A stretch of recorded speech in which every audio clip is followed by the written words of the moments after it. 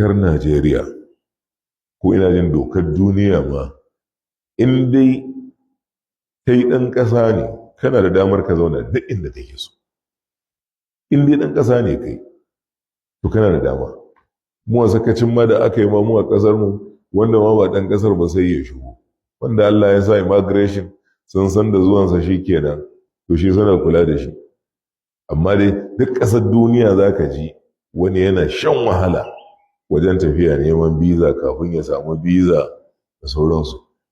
Amma Najeriya ce ɓirin inda ka san ɗakin gafiya mala, ka shiga san da kake so ka fita san da kake so. Nijar nan yanzu idan za ka shiga wallahi mala gashi nan dole sai ka je sai ka yi takardar su sai sun san ka shiga garin su, in ka fito sai sun san ka fito. Amma mu yanzu yan Nijar nawa ne da mu za su lissafu, kuma ka je wallahi ka tare su ka ce biza ina takardar ka babu. Duk inda ka shiga rababa kawai ko ina babba da yaro maza da mata kawai shi kenan. Yasa mu kasar mu ba ta da kan gado. Dole in dai muna son mu ji daɗin kasar mu to wallahi sai da gyara, sai an gyara ta, sai an gyara ta. Kuma ita gyaran ba wai da baki ake gyarawa ba. Shi gyaran dai yanda dai mutane ke da sakaci, gyaran yana fara da kan ƙuri'a. Ina ƙuri'a ka shekara 18 baka da ƙuri'a, kana da shekara 60 baka da ƙuri'a, kuma kana ta surutu an kasa gyarawa.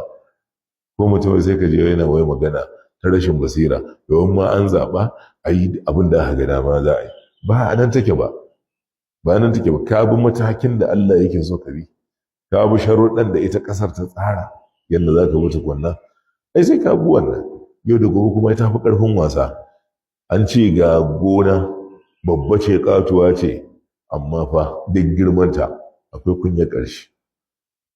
Ai wata rana za a je wurin, ko ba haka ba ne? To mu gyara ƙasar mu ma ya zama da ƙasar mu tana da tsari. Nan Ghana ga su nan, ku duba ku gani. Ghana da su ne a nan, da su ne suke rayuwa da mu, su ne masu tallan biredi, su ne masu tallan magani, su ne masu mana sarfani, su ne masu kaza masu kaza. Amma yau ɗan Najeriya ne in ya bar Najeriya ta Ghana daɗi yake ji. Daɗi wanda mu har jakarsu muke amfani da ya Ghana must go. Dole ma ka tafi Ghana a fita a bar mana garinmu. To yanzu ko makaranta ko neman ilimi wallahi ka je Ghana sai ka yi ilimi ka dawo. Kuma a tsare, ba yajin aiki, ba tashin hankali, ba delay. Haka amma ban da kasar ba za ka ji labarin aikin nafin a can ba. Amma mu ba kullum da an tare cewa ya yi turji a cikin dazin nan da yake ciki sun kai su 5,000.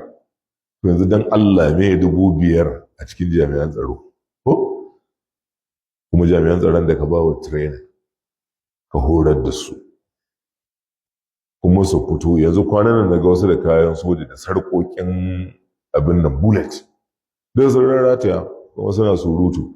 Dan Allah ya ake tracking sauran mutanen ne masu laifi. Yanzu kana zagin wani babban dan siyasa za a yi tracking, ko ba haka bane? Kuma za a kamo ka duk inda kake. To shi kuma wancan shi tracker ba ta zuwa kansa ne ko ba ta gano shi? Shi ma ku kamo shi. Dole sai an yi da gaske an yi adalci. Mun sha faɗa a karatu mun ce an koro mutanenmu daga garuruwansu, an hana su noma, an hana su ilimi, an hana su kwanciyar hankali, an hana su nutsuwa. Duk sun bar gidajensu ba, dabbobinsu babu, al'ummarsu babu.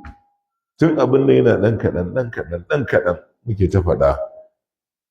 Abin nan ya tafi a haka ba za mu ji da daɗi ba.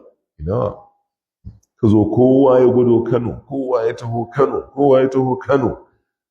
To Kano kawai addu'a da gwargwadon adalcin da Allah ya sa ake yi na shugabanci. Da malamai makaranta alƙur'ani suna ce har yanzu Kano Allah ya tsare mu. Allah ya tsare mu kuma Allah ya ci gaba da tsare mu.